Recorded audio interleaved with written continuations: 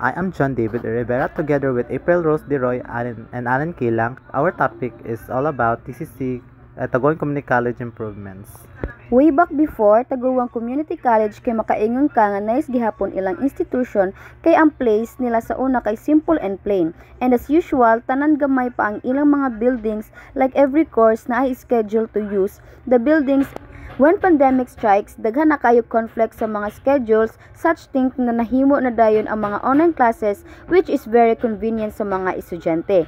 Para dili na halos and dili na sad maapektuhan sa ingon sakit nga grabe na kayo makahawa sa isig katao.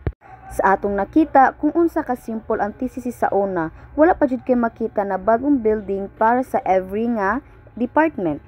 Until Attorney Nadia became the mayor of Tagoloan and she also our OIC president, there's a big improvements like karon na anay mga bag-ong mga buildings ginatukod for every courses para dili na mag-conflict sa other courses and para comfortable na ang mga estudyante mo eskwela. And there's more.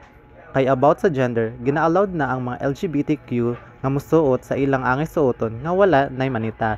And that's why daghan na kayo ang gusto mo eskwela sa TCC nga free and wala nay angay problemahon.